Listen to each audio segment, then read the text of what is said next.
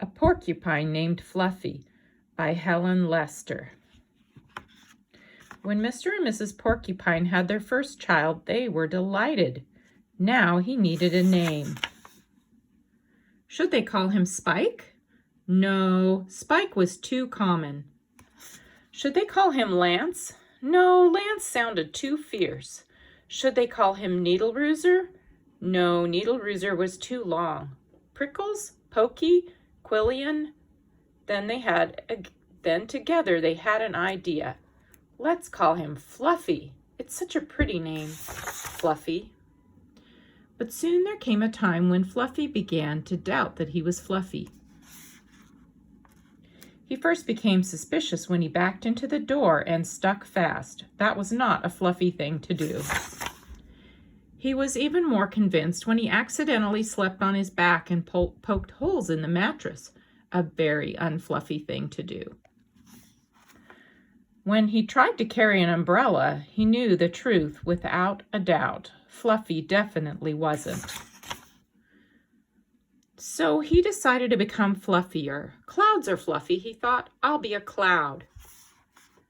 But he couldn't stay up. I know, pillows are fluffy, he said.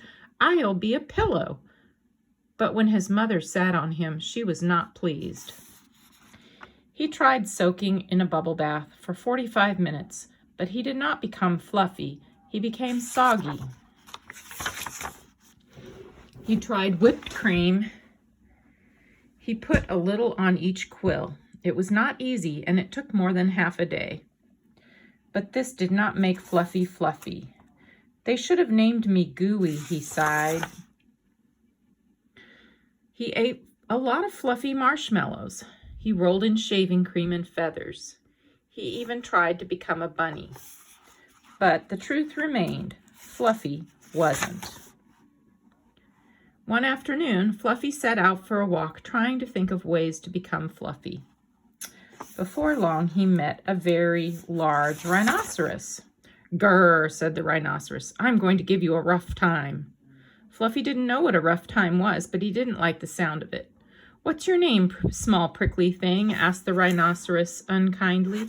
"Fluffy," said Fluffy. The rhinoceros smiled. He giggled. He laughed out loud. He rolled on the ground. He jiggled and slapped his knees. He roared with laughter. "A porcupine named Fluffy," howled the rhinoceros. Fluffy was embarrassed, but he tried to be polite. "And what is your name?" he inquired.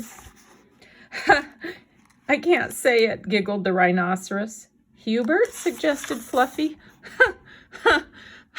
"Oh, help, I just can't say it. I'm laughing so hard," said the rhinoceros. "Harold, or maybe Herman?" asked Fluffy. "No," gasped the rhinoceros. "It's Hippo." "Hippo? A rhinoceros named Hippo?" Fluffy smiled. He giggled, then he laughed out loud. He jiggled and slapped his knees. He howled with laughter. "A rhinoceros named Hippo," Fluffy cried. "A porcupine named Fluffy! A rhinoceros named Hippo!" It was almost more than they could bear. Hippo and Fluffy rolled on the ground, giggling and laughing until tears came to their eyes.